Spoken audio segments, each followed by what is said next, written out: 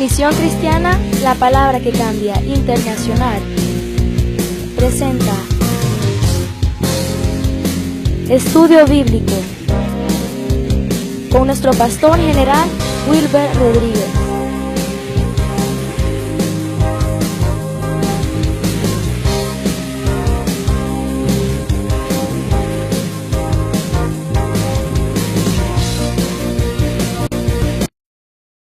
Mi corazón está henchido de agradecimiento por todas las cosas lindas. Ahora, Señor, venimos en el nombre que es sobre todo nombre y por el cual tenemos acceso directo hasta tu misma presencia. Ponemos en tus manos nuestras vidas. Venimos hambrientos, venimos con sed de tu palabra.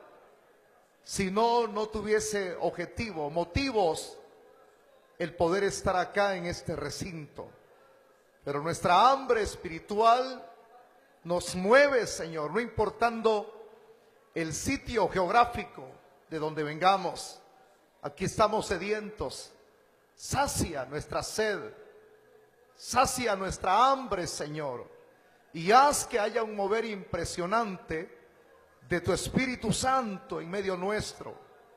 Que el que vino necesitado ahora reciba respuesta. Extiende tu mano para obrar en los enfermos, en los que necesitan fuerzas, los débiles y los que han sido amenazados. Sé tú su escudo, Señor, su protección. Y los que hoy han venido caídos porque se apartaron de tu gracia y están pagando las consecuencias de sus malas decisiones, hazles retornar ahora que tú les concedes otra oportunidad más a ellos, Señor. Y obra en los corazones de los amigos, dando vida eterna y salvación a los que tú has destinado desde más antes de la fundación del mundo para que fuesen salvos. Todos los que estamos aquí te damos agradecimiento. En Cristo Jesús, Padre. Amén y amén. Vamos a abrir nuestras Biblias, siempre en el Evangelio de Juan, capítulo 6. Dos rogativas, por favor, si va a estar aquí adentro, trate de ser disciplinado. Apágueme su celular, por favor, sería lo primero.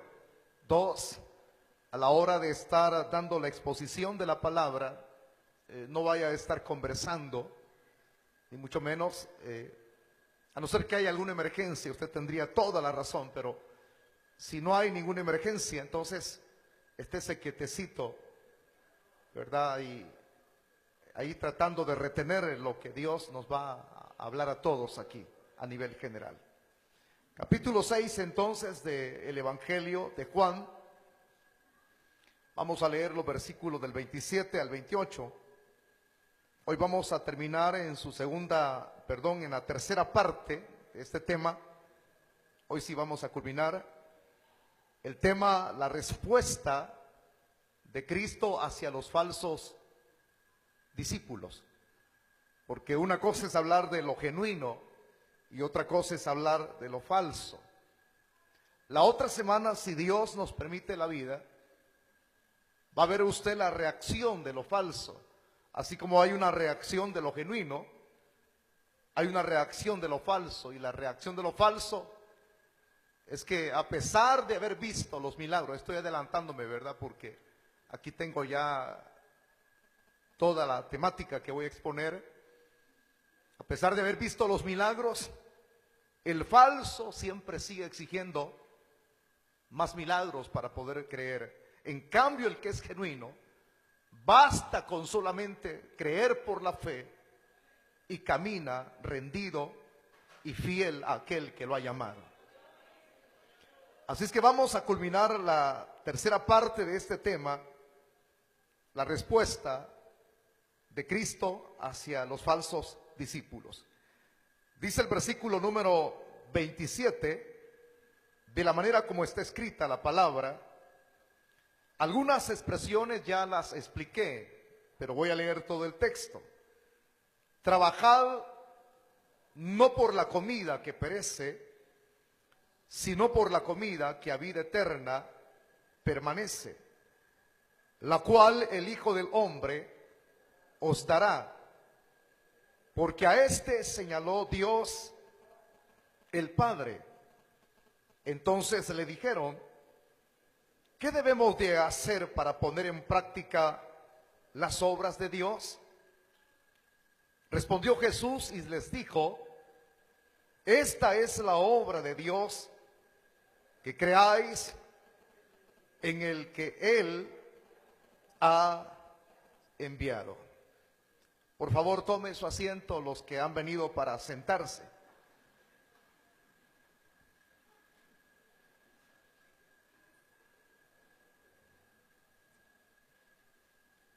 La semana anterior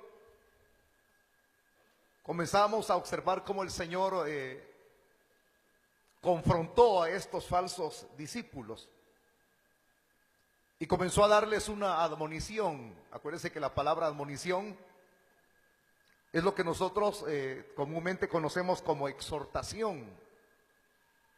Y de manera literal, la exhortación es un consejo. Pero a la vez que el Señor da el consejo, hay como una censura en esa confrontación.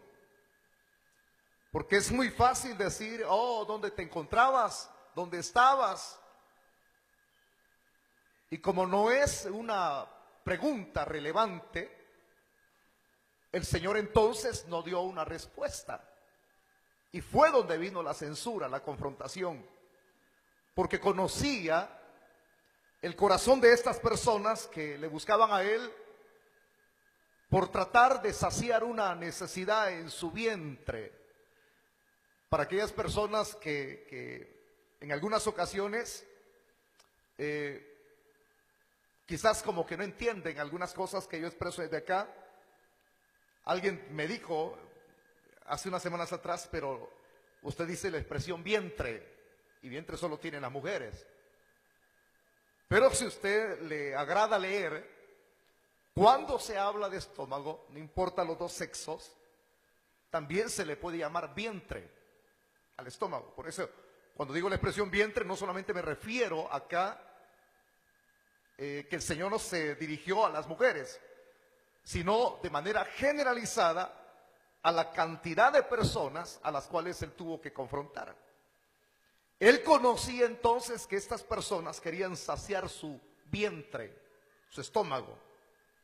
Por eso es que no buscaban de manera genuina de querer saciar su verdadera necesidad, que es la más esencial, que es la de suma importancia, que es la necesidad interna de su corazón.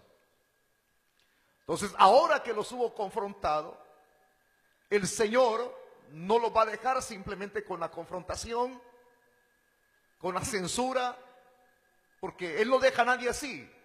Es como cuando uno enseña el Evangelio. Hay personas que no les agrada, como, bueno, cada quien tiene su preferencia. Alguien dijo en cierta ocasión: a mí no me agrada de que me saquen los trapos al sol. Y otro dijo: a mí sí me agrada. Pero lo importante, como dijo un escritor especializado en el arte de arreglar, hermano, lo que es en sí el esqueleto de un bosquejo homilético, porque la homilética es el arte de armar un mensaje. Y la otra frase que quiero utilizar es también acerca de lo que es la interpretación del texto. Entonces, el arte de interpretar muchas veces como que no engrana con lo que nosotros deseamos oír. Cuando uno lee la Biblia, tiene que saber interpretar los textos, porque uno estudia. Y a eso se le llama la hermenéutica. Una cosa es la homilética y otra cosa es la hermenéutica, que es la exégesis, es decir, clarificar, interpretar. Pero otra cosa es armar el bosquejo. saber de ese arte que es cabeza, cuerpo y pies, introducción, desarrollo y aplicación. Entonces, uno de esos escritores que yo leía decía que el mensaje tiene que ser caracterizado por señalarle o hacerle ver a la gente, en eso utilizando los dos aspectos que son ramajes de la teología. Saber señalar a la gente su estado en el cual ésta se encuentra. Si tú le dices a la gente, estando en una condición deplorable, le dices que todo está bien, entonces les estás dando la interpretación de un falso evangelio. Porque un falso evangelio no te dice tu estado verdadero en el cual tú estás. Pero en cambio, utilizando, no estoy con esto diciendo que hay varios evangelios, sino solamente un evangelio, que es este el cual nosotros predicamos. Porque la palabra evangelio, si alguien lo quisiera agarrar e interpretar, pues va a hallar muchas expresiones en las cuales la palabra evangelio se utiliza y se puede utilizar para referirse a varias cosas. Por ejemplo, el que va al campo de la batalla puede ser como un mensajero y el general puede decirle, mira, ve allá a la ciudad y notifica a la gente que nosotros vamos ganando. Entonces toma su caballo y sale corriendo y llega a la ciudad de la cual ha venido y dice, buenas noticias, buenas noticias. Ese es el evangelio, buenas noticias. O alguien puede decirle a alguien, mira, yo oré por ti y creo que el Señor te ha sanado. Esa es la buena noticia, ese es evangelio. Pero en el caso nuestro es que la buena noticia que nosotros hemos recibido, que Cristo murió por nosotros, que Cristo pagó por nuestros pecados y Cristo nos dio vida eterna. Hemos recibido el evangelio. Buena noticia es que vino un Salvador, vino un sustituto a morir por nosotros. Tomándolo de esa línea, entonces, cuando uno va a dar una noticia a las personas para introducirles el evangelio, primero tiene que hacerles ver el estado en el cual estas personas se encuentran. Ahora, si es un payaso de circo, si es alguien que utiliza mercadotecnia, porque hoy de todo hay personas que buscan el evangelio para lucrarse del evangelio. Ese es el que no es llamado.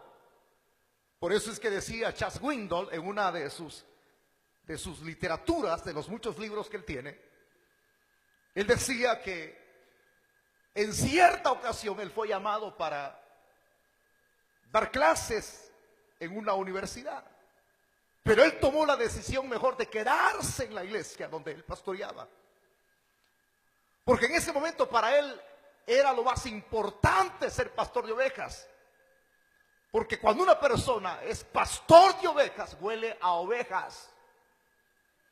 Pero cuando alguien no es pastor de ovejas, huele a lana. Se le denota en los ojos la avaricia. Y no huele a lana, es mejor hueler a oveja que hueler a avaricia. Eso lo dice él en una de sus literaturas.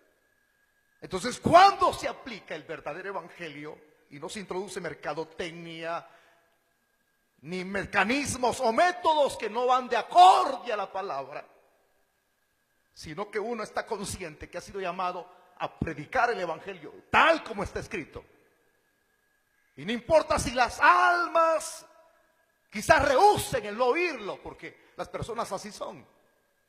Acuérdense que estamos viviendo una época en donde la misma escritura dice, bueno, Pablo lo profetizó, que aparecerían maestros que enseñarían conforme a sus propias concupiscencias. Eso significa conforme a sus propios deseos. Y de la misma manera van a tener personas que le escuchen, que van a querer oír conforme a lo que ellos quieren oír. Pero si se les da una cosa diferente, ahí como que están como retorciendo y dicen, es que aquí no vengo yo para que me saquen las chivas al sol. El que anda mal se va a sentir mal, pero el que está bien se va a afirmar más. Por eso decía uno de los padres de la iglesia, decía estas frases: es mejor incomodar a la gente con la verdad de Dios que no incomodarlos y que se vayan al infierno. Porque cuando la verdad incomoda es porque está surtiendo efecto. Pero más que surtir efecto, la verdad, dijo Cristo, nos hace libres. Entonces, cuando se da la noticia, cuando se enseña el evangelio y se utilizan estos dos ramajes de la teología, el armar bien un bosquejo homilético, el interpretar de manera adecuada la Biblia, a la gente se le envía un mensaje claro. Y cuando se le da a conocer ese mensaje claro, entonces es donde las personas pueden tener toda la satisfacción que se les está dando a conocer la verdad. Dice la Escritura: si el Hijo os libertare, seréis verdaderamente libres. La verdad se libra a la persona. Es esto. Entonces, cuando se da a conocer la buena noticia, lo primero que se tiene que hacer es hacerle ver al hombre natural su estado en el cual se encuentra. Y eso es lo que no a muchos agrada. O sea, el hombre está muerto en sus delitos y pecados. El hombre se ha apartado de Dios. La Biblia dice: no hay justo, ni aún uno. No hay quien haga lo bueno. O sea, el estado del hombre es un estado caótico. No tiene nada bueno desde la punta de la cabeza hasta los pies. Desde aquí hasta abajo es una llaga podrida. ¿A quién va a agradar eso? A nadie. Si los hombres, conociendo tantos conceptos filosóficos, les agradan que los ovacionen y no les aplaquen el orgullo, sino que en su mismo conocimiento natural lo que desean es que los ovacionen y los exalten, lo sentimos mucho, pero aquí estamos en un lugar diferente y la palabra nos desnuda. Entonces, cuando al hombre se le da a conocer, según la Biblia, su estado en el cual se encuentra, más que señalarle ese estado deplorable de desgracia, que es un ciego espiritual, que es una llaga podrida, el hombre se retuerce. Pero aparte de señalar eso, su estado, el Señor tiene una solución a ese estado deplorable.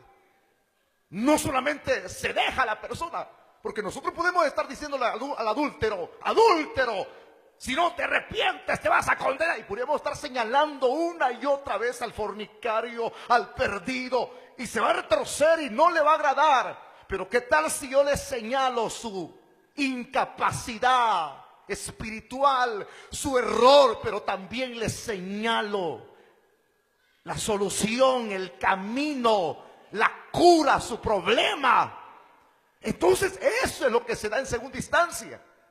A las personas no les gusta, no les agrada que les señalen lo primero. Les gusta oír expresiones como estas: tú eres un campeón, tú eres un excelente hombre.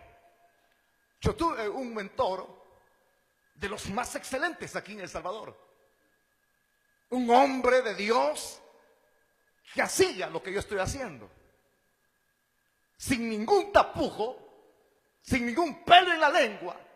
Comenzaba así los mensajes y tenía grandes resultados.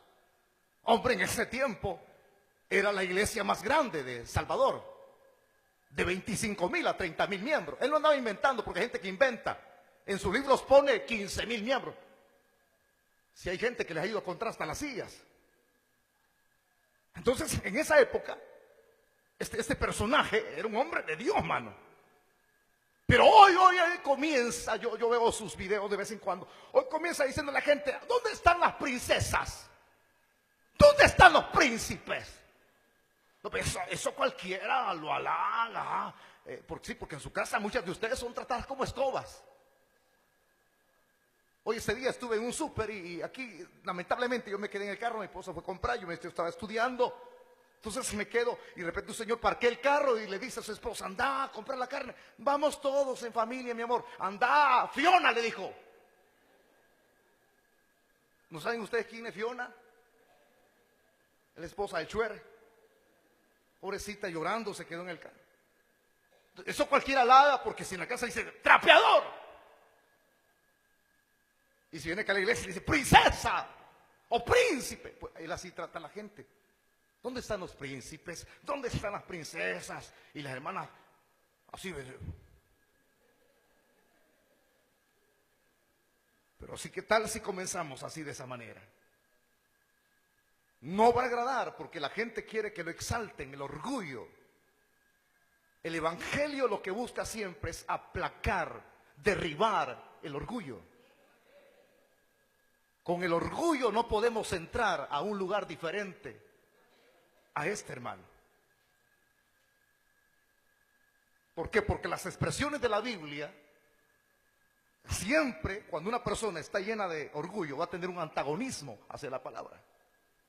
Por eso es que muchas congregaciones han cambiado sus técnicas. Trata bien a la gente con ética, no les digas, aunque sea la verdad, oculta, sáltate los versículos. No les hables de pecado, ni de injusticia, ni del infierno. Ese es estar estafando a la gente de manera espiritual. Pero ¿qué tal si nos volvemos a la verdad? Aunque duela señalarle a la gente su estado, pero darle la cura. Si me entendió esta introducción ahorita, entonces va a entender por qué Cristo confrontó a la gente. Él les señaló, los apretó cuando les exhortó, cuando los censuró, y eso no les agradó. Pero ahora, hermano, Él les va a dar la solución a su problema. Estas personas estaban empeñadas en buscar lo externo, lo que perece, lo que es transitorio. Así somos muchos de nosotros. Nos empeñamos más en poner de nuestra parte, más en las cosas de la materia. Y por eso es que estamos amolados. Porque solo la materia, el que no tiene trabajo dice: si no tengo trabajo, ¿para qué voy a la iglesia? Vengo cansado, si no trabajo no como. Y eso es cierto, la Biblia lo dice. Que el que no provee para su propia casa es peor que un impío.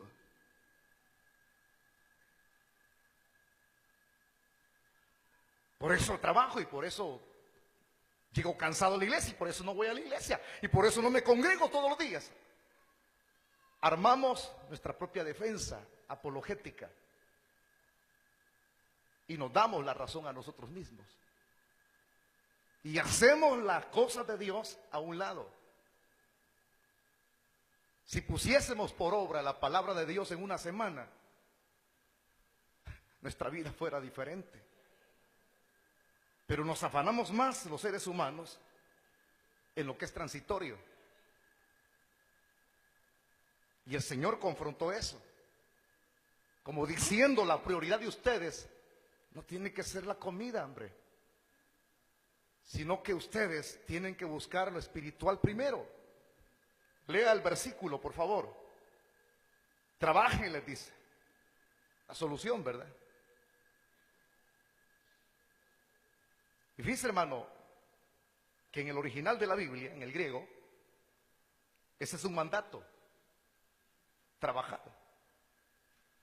Un imperativo en el tiempo presente que describe una acción continuada. Es decir, lo que debe de ocupar tu vida primero es lo espiritual. Si quiere comprar los originales, lo venden A.T. Robertson en el griego. Y usted puede leerlo. Trabajada, imperativo. ¿En cuánto tiempo? En el tiempo presente. describe una acción continuada, no solamente hoy, sino mañana. Si hoy estás empeñado en el espiritual, continúa mañana. Si mañana llegas y llega otro día, que es el futuro, continúa otro día. O sea que es algo continuado, que debe de ocupar nuestra vida hasta que partamos de esta tierra. El estar en el cristianismo, señores, no es venir a pasear ni estar 2 meses ni 3 meses. Yo pregunto siempre, ¿verdad? ¿Cuántas veces usted come en la semana? ¿Es una acción continua? ¿El imperativo? ¿O come 2 veces en la semana? Multiplique 3 por 7. ¿Cuánto le sale? Estamos hablando de un tiempo cortito, que no será al mes. Entonces, Él les está diciendo, trabajen. Estén ocupados. Sé que el Señor, ellos estaban ocupados, mi hermano, en otro milagro, o queremos comida, queremos alimentar nuestro vientre. Pero Jesús le sale con el contraste entre lo perecedero y lo permanente, lo material y lo espiritual. Entonces su exhortación habrá de continuar. Les exhorta a establecer como prioridad número 1, procurar la primera. Y es lo que agrega el verso 27. Trabajad no por la comida que perece, sino por la comida que a vida eterna permanece, la cual el Hijo del Hombre os dará, porque a este señaló Dios el Padre. Él conocía todo su interior. Pero mire qué lindo es el Evangelio. Te señala tu situación caótica, pero también Dios nos da la respuesta. Porque una persona, hermano, que es confrontada y es desnudada, si usted, por ejemplo, se lo dice en público, lo avergüenza. Si se lo dice en privado, al menos es menos la vergüenza.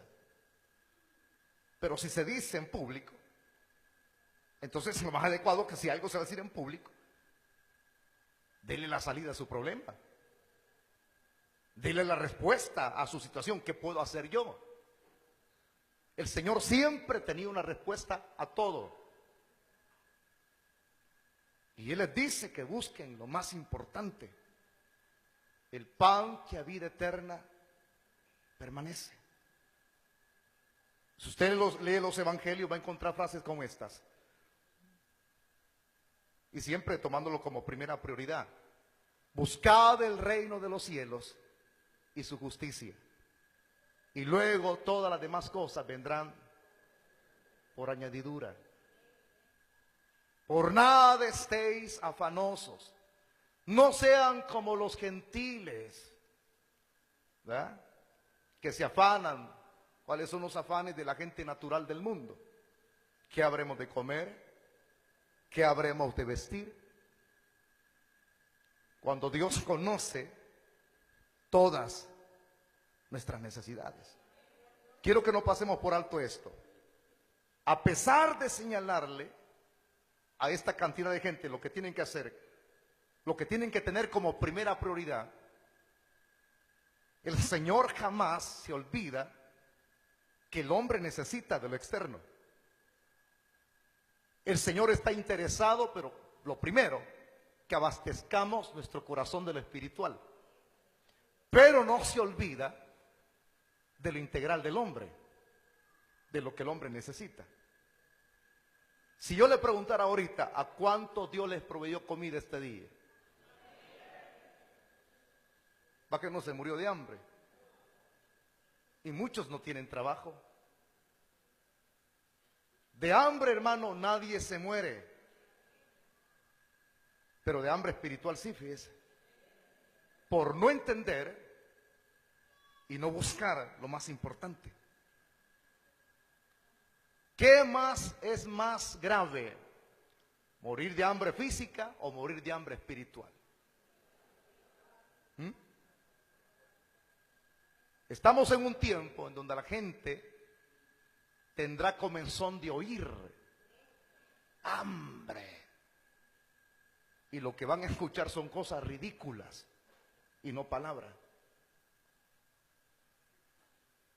Pues ahora que les señala lo más relevante, que es lo espiritual, hay un detalle a considerar también en este versículo número 27.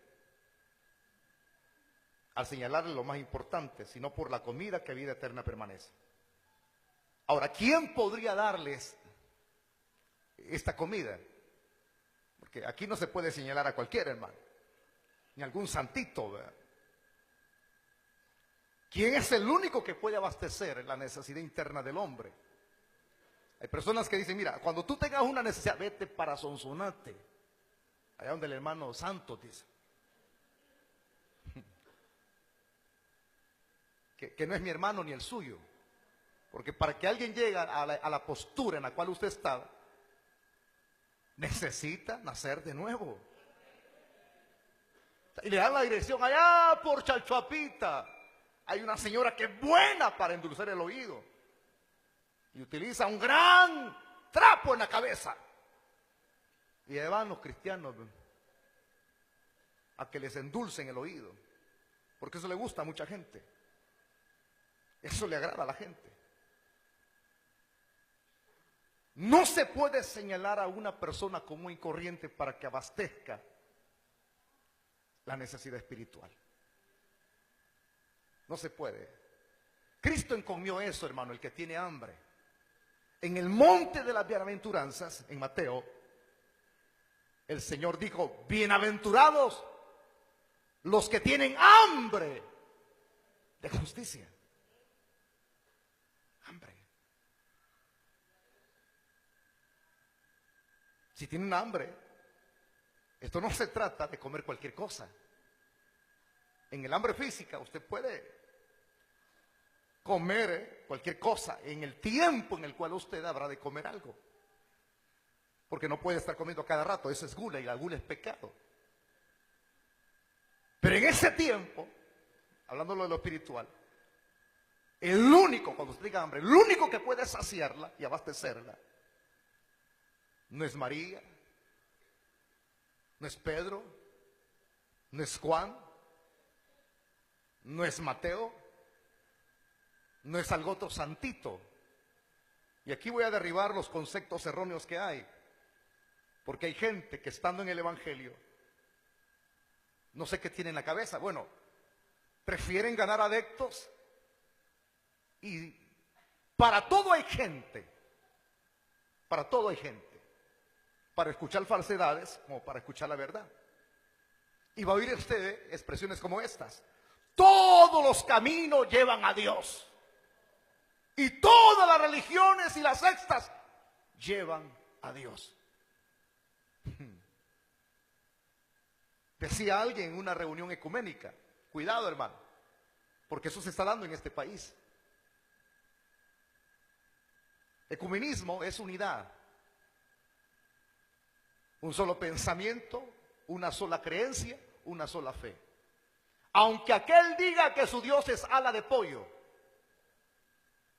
y este diga que su Dios es otro, pero todos comparten la idea que todos van a ir a dar al mismo lugar. Derribar conceptos y el orgullo duele. No hay caminos diferentes que lleven a Dios. Solamente hay un camino. Solamente hay uno que puede saciar el hambre espiritual. El Dios lunar del islamismo no puede. No puede. El Dios de los mahometanos no puede. Nadie puede saciar el hambre espiritual del hombre. ¿Por qué está diciendo eso? Pastor, diría usted.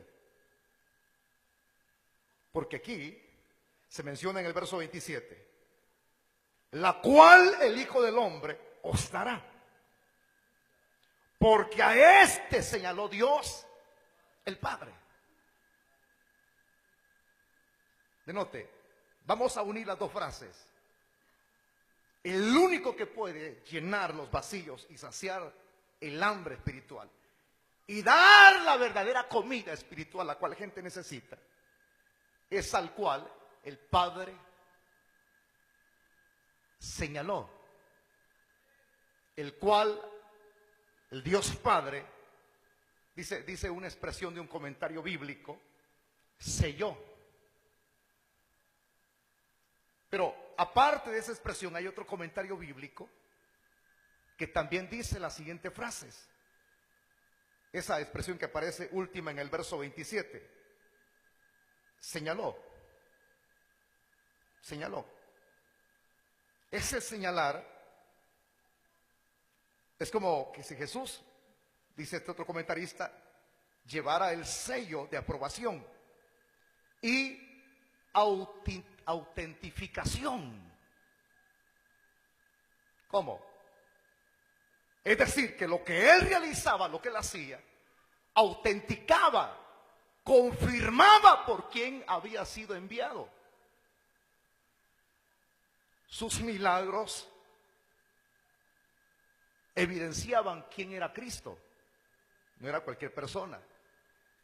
Y si eso evidenciaba quién era él, entonces eso nos da a conocer entonces que Cristo era el Hijo de Dios. Es todo. Y eso mismo, lo que él hacía, era su credencial. Cuando Juan envió su mensajero Cristo envió su mensajero, ¿verdad?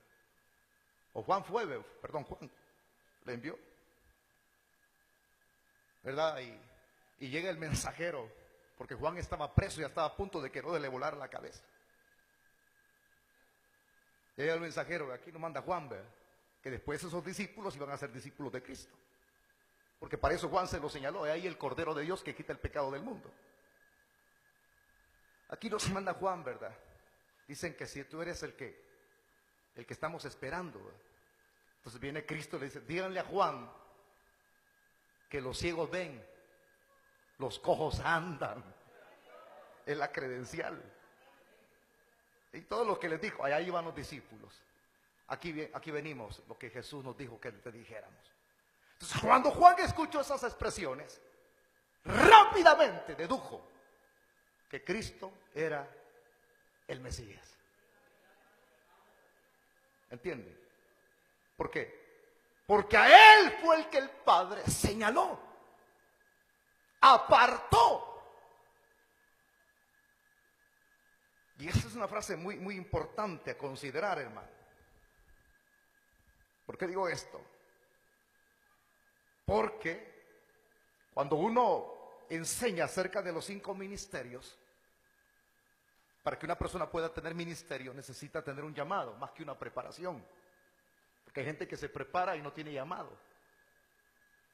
Las dos cosas son relevantes, pero lo más relevante es el llamado de Dios. Sin llamado nadie hace nada. Más lo que hace el ridículo. Entonces, cuando hay llamado, cada ministerio tiene sus características. Por ejemplo, el que quiero enfatizar es el ministerio de apóstol. La palabra apóstol en el griego es apostolos, que es una persona llamada a abrir brecha. Tiene la autoridad de Dios. Entonces, si enfatizo en ese ministerio, Cristo es el llamado de Dios a saciar el hambre del hombre en esta tierra. Es el enviado a saciar el hambre del hombre en esta tierra. Cristo es el representante de Dios en esta tierra. O sea, no hay otro comisionado para abastecer la necesidad interna del hombre, sino solamente Cristo. Cuando Pablo aplica su tesis en sus cartas, en una de ellas, dice que no hay otro nombre dado a los hombres por medio del cual podamos ser salvos, sino Jesucristo. Entonces, a el Señor dio las credenciales, lo selló, lo apartó, lo envió a saciar ese hambre. Así que cuando usted escuche personas por ahí que digan, no, sí, Jesús, ustedes no de Jesús hablan, Jesús, que no, hombre, hablen de otro. Sí, mira, Santo Romero te puede hacer milagros. Hoy hubo una reunión en el Vaticano y salió en el periódico. Aunque usted se sienta con malestar, hay algunos que todavía se sienten con malestar cuando les tocan su santito. Entonces se tienen que constatar pruebas para que ese que va a ser canonizado sea santo. Y las pruebas son los milagros. Por ahí salió una señora que dijo que había recibido un milagro de San Romero. Y en todo el mundo han habido personas que han muerto como mártires. Pero hay que inquirir el por qué murió, ¿verdad? Porque no todo mártir murió como mártir. Porque hay personas que mueren por causas ideológicas. Y ahí es donde uno tiene que meterse. Imagínate que usted sea chambroso y lo maten. ¿Por qué murió? Por el evangelio, no por chambroso. No sé si me explico. Si usted, por ejemplo, es alguien que le quita la mujer al otro, estando en el evangelio, y el otro cliente se pone enojado y lo va a matar ese día, ¿por qué murió? ¿Por evangélico?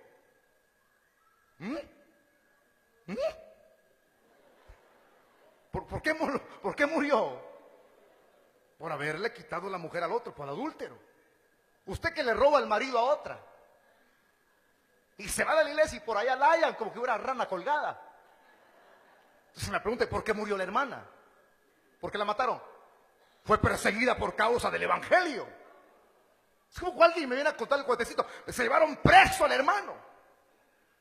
Y una persona que se sentaba ahí en medio asaltó un bus de la O18 y murió. Si alguien me viene a decir, hermano, no va a ir a la vela del hermano. Si no, le dije yo, y que estaba en el evangelio. Sí, por día venía, me dijo. Entonces, ¿y por qué lo asesinaron? Ahí no me quisieron responder. Es que usted sabe, me dijo, que el diablo me dijo, no, pero ¿por qué murió? Respóndanme. Y la hermana me dijo, porque pura metralleta, porque andaba asaltando. Yo le completé la otra frase. Alguien puede ser santito y religioso, pero ¿por qué muere? ¿Por una causa justa? Los verdaderos mártires son los que mueren por causa del evangelio. Hábleme de la manera biográfica de los apóstoles. Pedro murió cabeza para abajo, porque no quiso tener el privilegio de morir como su Señor, pero murió por Cristo. Otro murió a golpes, lo lanzaron de la punta de un pináculo, ¡plum! Y como no se murió, lo llegaron a rematar a garrotazos. Otro murió aserrado. Otros murieron comidos por los leones, por adúlteros, por fornicarios, por ladrones, por chambrosos. Murieron en fidelidad a Dios. Entonces, que no vengan con el cuentecito recetando el santito tal, ¿verdad? Porque no hay otro comisionado. Que según la Biblia, solamente hay uno. Porque a este señaló Dios el Padre. Es el único que os dará. Es el único que puede saciar el hambre. No hay otro. Así que no me venga por aquí, porque hay gente que aquí todavía está y todavía anda buscando emociones. Ay, hermano, que ahí hay una vigilia. Viera que hay un hermano que vino de Colombia, hay un hermano que vino de Los Ángeles. Ahí anda, hermano, diciendo cosas. Hombre, si usted aquí no le abastece su hambre, yo no sé por qué. Si usted no está saciado, no sé por qué. ¿Será porque nos quedamos afuera o será porque está sentado, su cuerpo está aquí y su espíritu, su alma está por otra parte pensando en el hombre? Pero si estamos aquí completitos, como somos tripartitos, ¿cómo nuestro Señor no va a saciar nuestra hambre? Si aquí estamos comiendo en esta noche, pues. ¿Ah? Pero el único que puede saciar la necesidad es Jesucristo. Entonces cuando le digan, allá hay uno, allá hay otro, aquí hay otro, allá me dijeron que Cristo es Dios. Hace unos días, un judío mandó una frase en el Facebook. Y yo sé porque ese loco aquí fue diácono y nunca conoció la verdad. Entonces se ha metido en una secta judía y mandó un mensaje. No lo puedo tratar de otra manera, hermano. Porque un loco es alguien que está distorsionado de la mente, no le funcionan los 5 sentidos. Entonces mandó en Facebook, abrí el correo y pues, apareció ahí, ¿verdad? Y aparece con una tontera. Enséñales que Jesucristo, el nombre es caballo. ¿Para qué le iba a responder? Estaría más loco yo si le respondo. Es como cuando alguien envía insultos, ¿verdad? Sería más tonto yo que el que me está mandando insultos. Si sé que el que manda insultos, yo no me puedo rebajar con una basura, hermano. Porque usted y yo somos caros. ¿Cuántos son caros aquí? No carones, no caros. Que manden insultos, que cristianos, que falsos. ¿Yo por qué me voy a rebajar? Como cuando alguien, hay personas sencillas aquí, hermano, aquí le mandan un recado.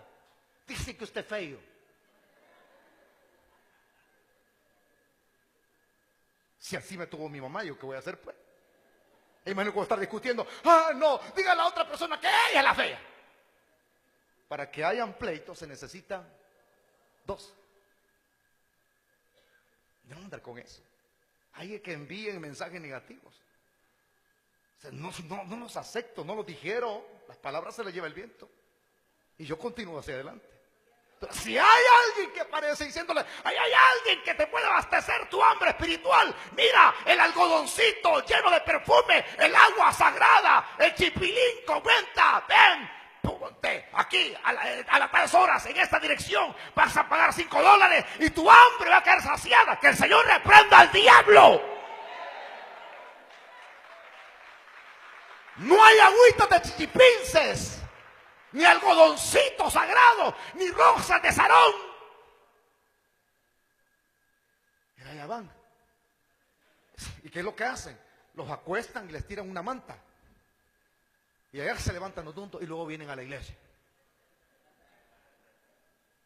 Si solamente hay uno que puede hacer la obra en tu corazón, y su nombre es Jesucristo.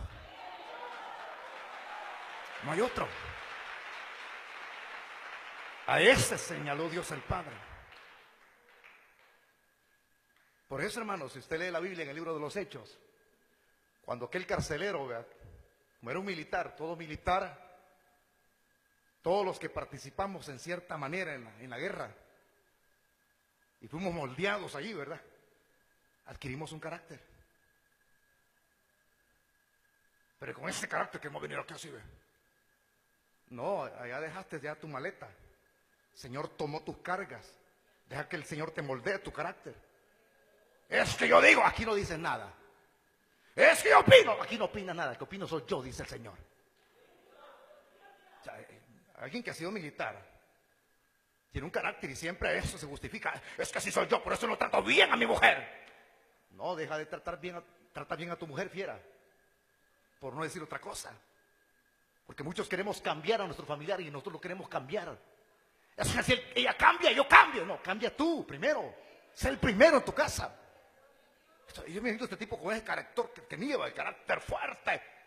Se le fue en minutos. Cuando Dios hizo desatar un telúrico, fue Dios quien lo permitió. Pablo en el cepo con Silas. Aquello comienza a temblar. ¡Pum! Dios milagrosamente lo suelta. Las puertas se abren de la cárcel. Las antorchas se apagan. Y como habían varios presos adentro, al que le habían comisionado sabía que había una ley romana. Habían varias leyes, pero una de estas leyes a los que cuidaban presos decía, rezaba así: si alguien deja escapar un preso que se le ha sido comisionado para cuidarlo, tiene que pagar con su propia vida. Y como estaba oscuro, pensó que todos se le habían ido. Entonces dijo, aquí no queda más remedio que practicarme harakiri. Y sacó la espada y a enchutársela iba. Cuando se oye una voz en medio de la oscuridad que dice, detente, no te hagas daño. Y aquí viene el hombre temblando, dice, señores, ¿qué debo de hacer para ser salvo? Si alguien le preguntara a usted, váyase allá por el Congo, váyase al Vaticano, ahí es donde uno tiene que aprovechar. ¿Qué tengo que hacer para ser salvo? Y Pablo le dice, cree en el Señor Jesucristo y serás salvo tú y toda tu casa. Es eso. Es eso. Entonces, hermano, ahora que el Señor les señala, ¿verdad?, lo que ellos tienen que buscar, el pan verdadero que es Cristo, porque Cristo es el pan de vida, el cual el Padre selló, señaló, apartó. Aparentemente se denota que ellos digirieron algo, pero al final uno entiende que no digirieron nada. Lea conmigo por favor el verso 28. Entonces le dijeron, ¿qué debemos hacer para poner en práctica las obras de Dios? ¿Qué debemos de hacer para poner en práctica las obras de Dios? ¿Qué debemos hacer? Dice que encontraba una expresión de manera literal, que es la interpretación de esto. Y yo le escribí, y reza así. La pregunta, ¿qué podemos hacer para que obremos las obras de Dios? Ahora, usted me lo va a entender de esta manera, porque cuando se aplica toda la pregunta, ¿qué debemos hacer para poner en práctica las obras de Dios? Fíjese que aquí hay dos verbos, están en el modo subjuntivo, potencial, los dos términos, hacer y obrar. ¿Qué tenemos que hacer? Es decir, ¿cuáles obras tenemos que hacer? Por eso es que están las dos frases, que podrían indicar que ellos estaban pensando en un esfuerzo personal necesario para merecer lo que Jesús estaba ofreciendo. O sea, ¿qué tipo de obras podemos hacer? ¿Qué esfuerzo físico tenemos que hacer? Qué interesante, ¿verdad? Pero Jesús no les estaba hablando de un esfuerzo de obras. Pero también está el otro entender de ellos. Dice otro escritor que ellos pensaban que Jesús les estaba hablando acerca de las obras de la ley. ¿Qué implica hacer obras que se desprenden de la ley? Diezmos, sacrificios. Entonces, ¿qué obras son las que tú quieres que nosotros hagamos para tener lo que tú dices que es lo que nosotros debemos de buscar? Vamos a abrir nuestras Biblias y vamos a buscar algunos versículos. El primero en Mateo 19:16. Ahí está, hermano, ya lo va a hallar usted. Es el primer evangelio. Mateo 19:16. Si usted tiene a alguien que tiene Biblia a la par, por favor léalo, dígale, préstame la Biblia. Entonces vino uno y le dijo, maestro bueno, ¿qué bien haré para tener vida eterna? Le dijo, ¿por qué me llamas bueno? Ninguno hay bueno, sino uno, Dios. Mas si quieres entrar en la vida, guarda los mandamientos. Le dijo, ¿cuáles? Y Jesús le dijo, no matarás, no adulterarás, no hurtarás, no dirás falso testimonio. Honra a tu padre y a tu madre y amarás a tu prójimo como a ti mismo. El joven le dijo, todo esto lo he guardado desde mi juventud. ¿Qué más me falta? Jesús le dijo, si quieres ser perfecto, anda, vende lo que tienes y dalo a los pobres y tendrás tesoro en el cielo. Y ven y sígueme. Este es el relato de lo que nosotros llamamos el joven rico. El énfasis recae en las primeras expresiones del versículo número 16. Y es una pregunta que pulula, hermano. ¿Qué bien haré para tener la vida eterna? Él quería encontrar la clave, ¿verdad?, para estar con el Señor para siempre y tener una vida diferente. ¿Qué tipo de obra tengo? Es lo que se extiende hoy.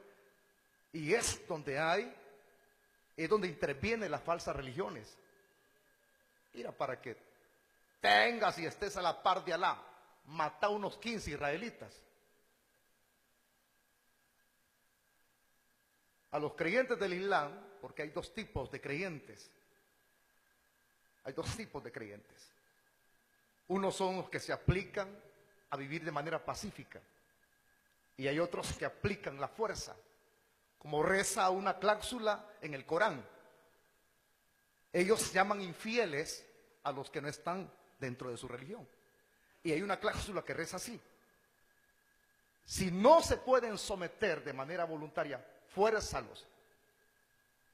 Y si no quieren entender, al forzarlos, mándalos al infierno, es decir, degollándolos. Entonces los que están en el lado pacífico entienden eso, pero no practican la violencia. Pero hay otros que sí, hermano. Hay otros que sí. Y hay personas que asesinan porque les han metido conceptos erróneos en su mente, que con eso van a tener acceso al cielo. Y allá lo va a esperar un harén de mujeres soplándolos con un abanico, si supieran que les espera el infierno. Y hay personas que en el concepto religioso, natural, el que muy común conocemos, haz obras y tus obras te llevan a la salvación. No, por eso es que estamos leyendo la Biblia. Abra en Lucas 10:25. Lucas 10:25. ¿Qué dice ahí Lucas? El verso 25. Y aquí un intérprete de la ley se levantó y dijo, para probarle: Maestro, ¿haciendo qué cosa heredaré la vida eterna? Ahí está la pregunta otra vez. ¿Haciendo qué heredaré la vida eterna? Y esto continúa, hermano, porque es un interrogante que medio mundo tiene. Y hay muchos, como no saben la Biblia, no la leen y recomiendan, dice: hey, pórtate bien vos. Ya no hables palabras oeces.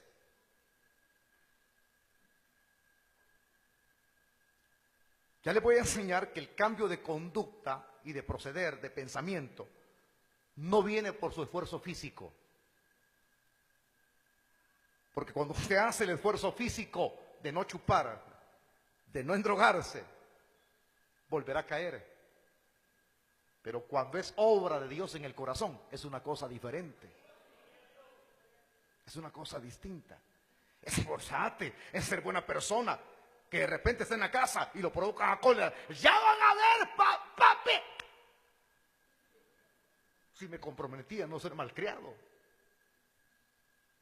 Pero muchos que se esfuerzan físicamente haciendo cosas por tratar de tener acceso al cielo.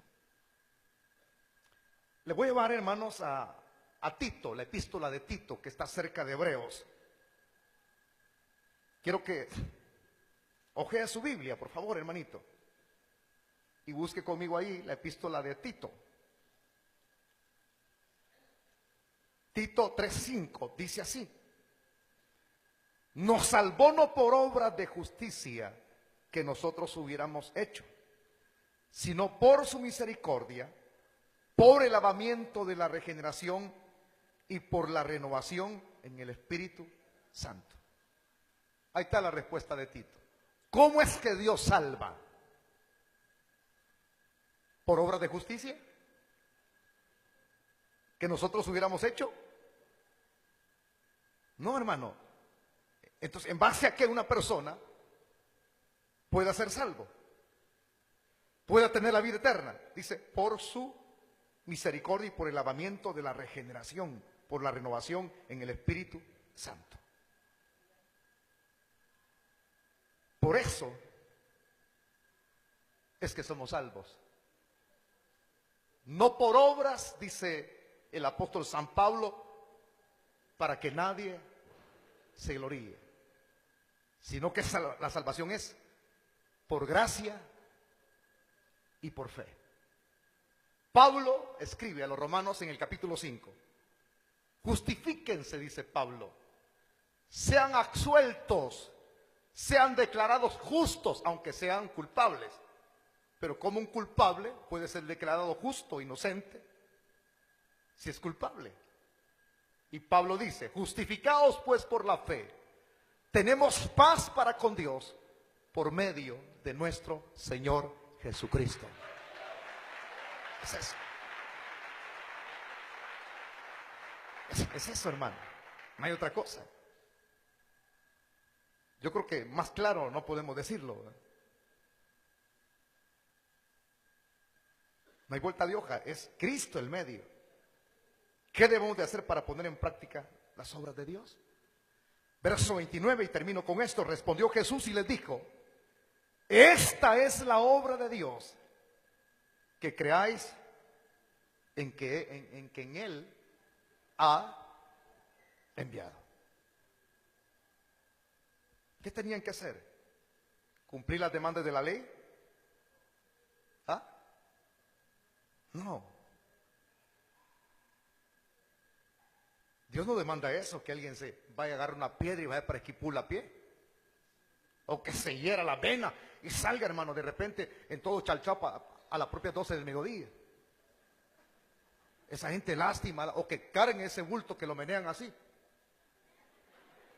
y se vistan de morado. Aquí señala directamente para no dejarlos en su condición. Es que Dios no deja medias nada, hermano. Dios quiere salvar a los hombres. La Biblia dice que Él no quiere que nadie se condene, sino que todos procedamos al arrepentimiento. Mis pensamientos no son pensamientos de destrucción, dice Dios, sino de paz. Y aquí les señala el medio.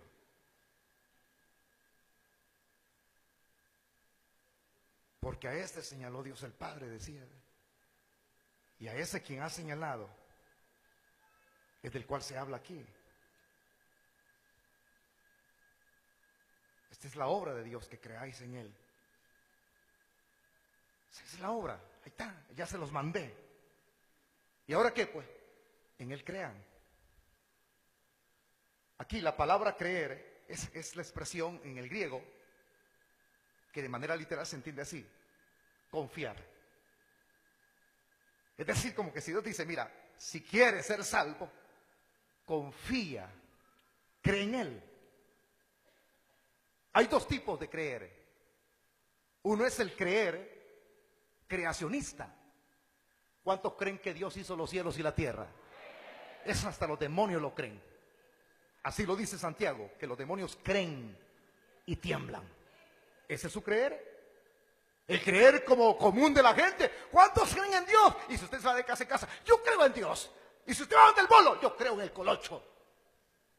Y si va donde la prostituta, yo creo, ya dice el nombre de Dios.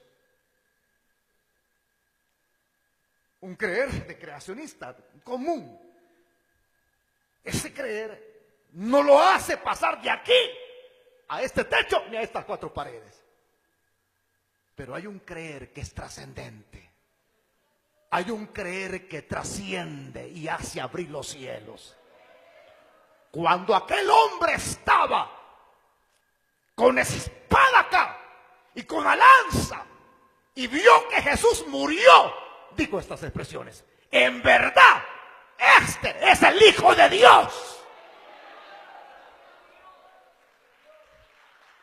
Pero no se emocione mucho. El que estaba clavado, los dos comenzaron a insultarle. Pero luego uno dejó de insultar y se dirigió a aquel y dijo: nosotros merecemos estar aquí por lo que hemos hecho, pero este nada ha hecho, es justo.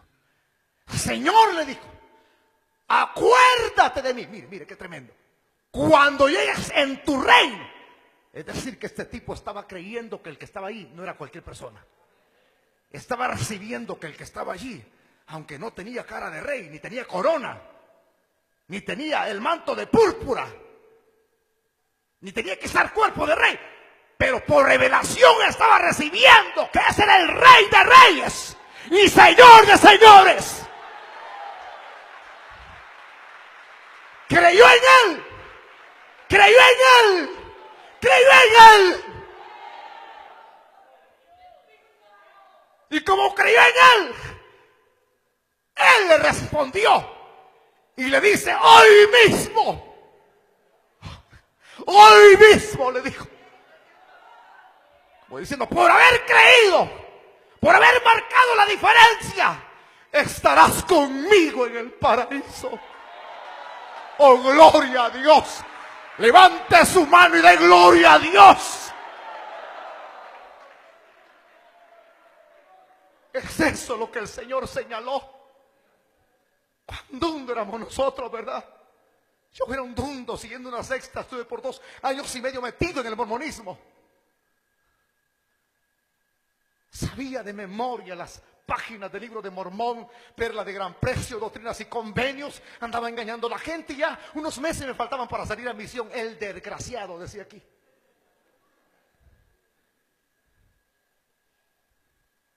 Andaba predicando la falsedad. Cuando trataba de leer la Biblia, me enfatizaban: es el libro de Mormón. La Biblia es como una referencia. El libro de Mormón, una escritura distorsionada de la Biblia. O los adventistas, dicen Elena White. Los testigos contra Jehová señalan a su fundador, Tafé, que es el apellido de ese fundador, Rutherford. Y nosotros señalamos a Cristo. Si usted quiere estar un día en el cielo, si su vida, usted quiere cambiar su vida, quiere dejar de ser lo que usted es, crea en Jesucristo. No hay otro nombre dado a los hombres por medio del cual podamos ser salvos. Pablo dijo: Cristo es el árbitro. Esa es la frase que aparece en el griego, que significa de manera literal el mediador entre Dios y los hombres. Pero no hay otro nombre el cual haya sido enviado si no creamos en él nada más. Ahí está, se le está presentando la solución a su problema, a su conflicto de hambre. Es él. Solo él, solo él, solo él, solo él. A él. Por eso es que las frases que rezan en el Antiguo Testamento: mirad a él todos los términos de la tierra. Mirad a él, al santito que está así, al santito que está en un ataúd. Mirad a él, aquel que fue crucificado, pero fue bajado y al tercer día resucitó de entre los muertos. Alábele que él vive en esta noche. Cuando alguien cree en él, entonces su vida es regenerada, es restaurada. Y en lugar de ser salvos por obra, Pablo dice que fuimos salvos no por obras, sino que ahora que somos salvos, entonces sí podemos hacer buenas obras, las cuales el Padre ha apartado de antemano para que nosotros andemos en ellas. Sin Cristo no podemos cambiar, no podemos producir fruto. Él dijo: yo soy la vid y ustedes son los pámpanos. Todo pámpano que está desligado de la vid no produce fruto. No me venga con el cuentecito que usted, para entregarle su vida a Cristo, primero tiene que resolver sus problemas. No puede. O va a cambiar sin Cristo. No hay cristianismo sin Cristo. No hay salvación sin Él. Porque apartados de mí, dijo el Señor, nada podéis hacer. Cuando uno ya tiene a Cristo, es que los pensamientos de uno cambian. Y la frase para arrepentimiento es la frase en el griego metanoia, que es la expresión técnica militar, media vuelta. El rumbo que llevabas de tu vida, ibas a San Vicente, donde el infierno va toda la gente. Allá iba el tarado, cargado. No usted, sino yo. Allá íbamos. A la condenación eterna. Ahora que hemos recibido metanoia, que no es nuestro, porque uno dice, arrepiéntete. El arrepentimiento viene de arriba. La fe con la cual creemos en Él. Dice la Biblia que la fe es un don de Dios, es un regalo de Dios. Todo lo que hemos tenido para creer en Él lo hemos recibido de arriba. La revelación la recibimos de arriba. Todo lo hemos recibido de arriba. Si no, no hubiésemos podido estar aquí cambiados. Por eso es que anhelamos buscarle. Por eso es que le amamos a Él. Por eso es que deseamos hacer las cosas correctamente. Por eso es que usted trata bien a su esposa, viejo. Viejita, por eso es que usted ama a su esposo. Hoy estuviera con Carmelo. Por eso es que los que robábamos ya no robamos. Por eso es que los que andábamos armados ya no andamos armados. Por eso es que los que antes hablábamos blasfemias, insultos, hoy alabamos y engrandecemos el nombre. Y cuando viene la pregunta, ¿quién te cambió vos? Y muchos que no han reconocido todavía, pues yo fui inteligente, yo llegué a las 5 de la tarde, la palabra que cambia. No fuiste tú el que decidiste. Antes que ustedes me amaran, dice el Señor en su palabra, yo los amé primero. No me eligieron ustedes a mí, sino que yo los elegí. Vamos a orar, cierre sus ojos. En las tinieblas huyan ante ti. Ministerios Asociados, la palabra que cambia, internacional, presentó la poderosa palabra de salvación. Él venció la muerte.